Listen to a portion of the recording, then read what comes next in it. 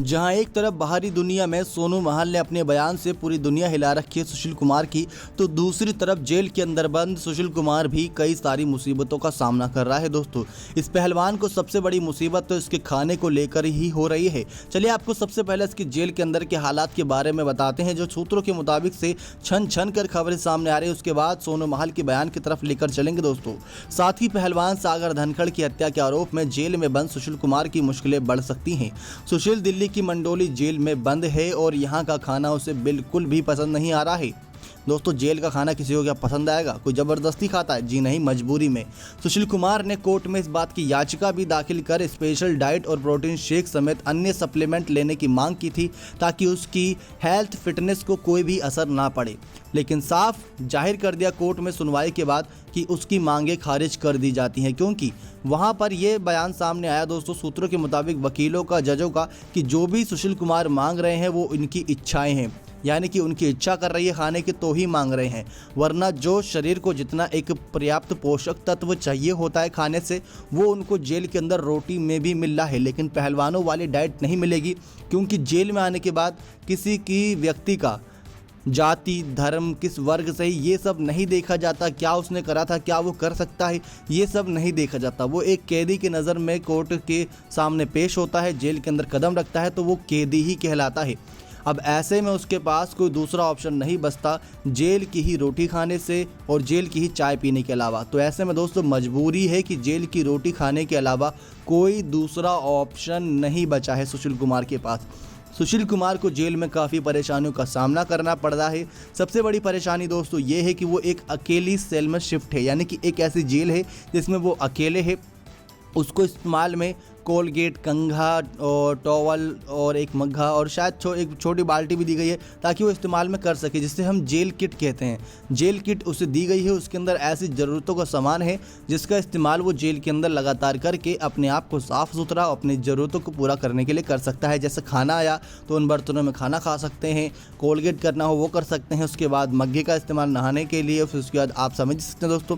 तो वो सारी चीज़ें उसको जेल में प्रोवाइड कराई गई हैं। लेकिन वो पहलवान है जो लगातार ट्यूबवेल में नहाता होगा अपने गांव में, लेकिन अब जेल के अंदर दोस्तों कितनी सारी परेशानियों का सामना करना पड़ रहा है, ये आप देख ही सकते हैं।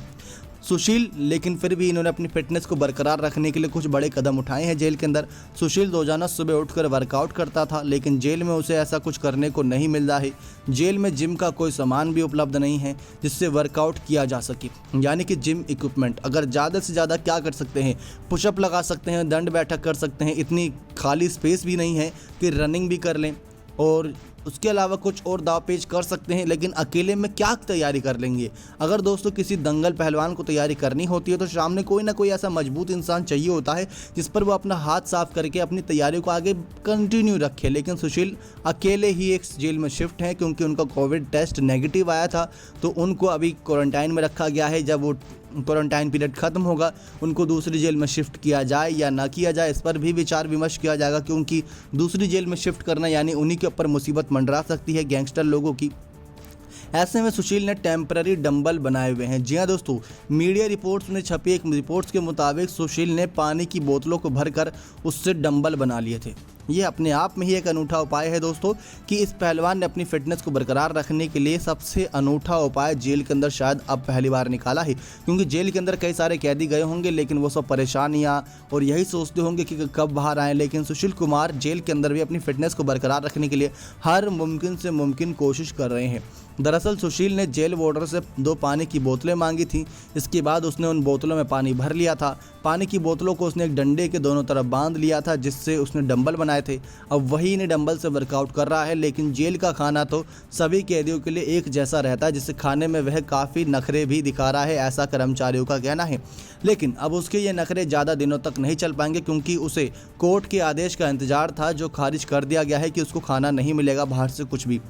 खबरें ये आई थी दोस्तों कि जेल के अंदर सुशील जेल की कैंटीन से कुछ खाना खरीद कर खा सकता है, जिसमें वो दूध, आम, केले, कुछ फल फ्रूट्स और भी हैं जो शामिल हैं। लेकिन ये भी बात सामने आई थी, उसका बैंक अकाउंट, मतलब एक खाता होता है जेल के अंदर, वो खोला गया है, जिसमें हाईएस्ट आप मंथली सूत्रों के मुताबिक 7,000 रुपये तक ही एक्सपेंस कर सकते हैं, यानी कि 7,000 रुपये तक ही खर्च कर सकते हैं। 7,000 रुपये तो दोस्तों कहीं ना कहीं सप्लीमेंट और बाकी चीज़ों में ही ख़त्म कर देते होंगे सुशील कुमार। लेकिन अब उनको जेल के अंदर सिर्फ दूध, आम, केले, फल फ्रूट्स ही मिल रहा है, तो 7,000 रुपये शायद थोड़े दिनों तक चले, लेकिन स्टेडियम में जो कुछ भी हुआ था उस रात को वो सचमुच शर्मसार कर देने वाला था। इसका वीडियो भी दिल्ली पुलिस के हाथ लग चुका है, वीडियो सभी लोगों ने देखा भी है। वीडियो में सुशील को साफ देखा जा सकता है, घायल अवस्था में सागर धनखड़ को अस्पताल ले जाया गया था, वहां उसकी जान चली गई। इसके अलावा दिल्ली पुलिस की क्राइम ब्रांच की टीम लगातार सबूत जुटाने का प्रयास और कर रही है ताकि वो सबूत जुटा सके। लेकिन जो सोनू महाल का बयान सामने आया दोस्तों, उसमें कुछ बातें ऐसी भी सामने आई है कि सुरजीत नाम का एक शख्स था जो उस रात को वहाँ पर जो खून के धब्बे यानी जो खून गिरा था सागर, सोनू और बाकी साथियों का, उसको उसी रात साफ कर दिया था। और जो बंदूकें चली थी उसके जो गोली के खाली खोखे थे उनको भी रात को ही बटोर लिया गया था। तो सबूत हाथ लगेंगे कैसे? 1 महीने से लंबा वक्त बीत चुका है इस केस को। ऐसे में सुशील के साथ कुख्यात गैंगस्टर काला जठेड़ी और नीरज भवाना के लोग भी नजर आए थे।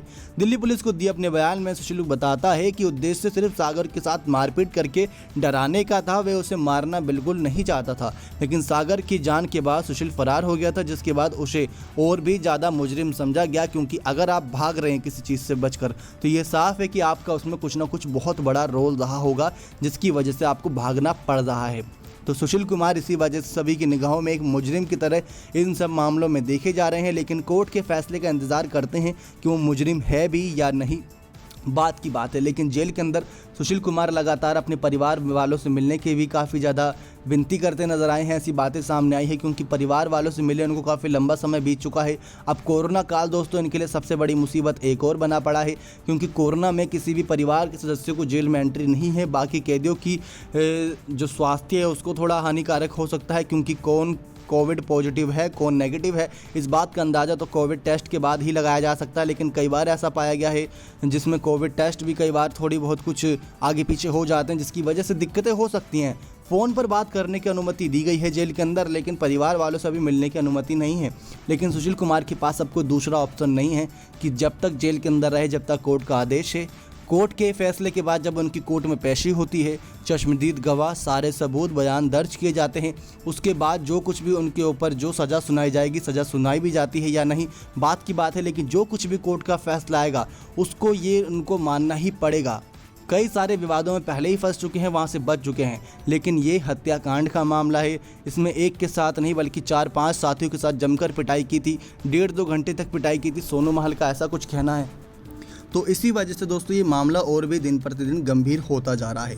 अब देखने वाली बात दोस्तों ये होगी कि किस प्रकार से सुशील कुमार केस में कौन सा कोर्ट का फैसला क्या फैंस के या सागर के परिवार वालों के पक्ष में जाएगा, क्योंकि हर फैंस यही चाहता है कि सुशील कुमार ने अगर अच्छा काम किया था तो हमने उनको सम्मान दिया, लेकिन अगर सच में सुशील कुमार ने सागर की जान ली है तो उनको सज़ा भी मिलनी चाहिए, ये फैंस का मानना है।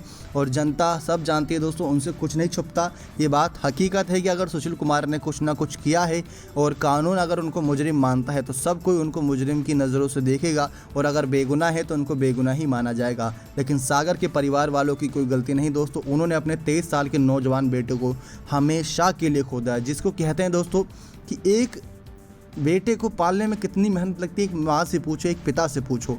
वो आज वो उनके साथ नहीं, जब बुढ़ापे के सहारे की बात आई तो आज वो उनके साथ नहीं, कितने दर्द बीत रहा होगा इस परिवार पर दोस्तों, शब्दों में बयान नहीं हो सकता। वो आंखों से आंसू रुकने के नाम नहीं लेते होंगे जब एक पिता आंख बंद करके अपने बच्चे की वही सारी झलकियां बचपन की देखता होगा। नेक्स्ट 9 स्पोर्ट्स की रिपोर्ट।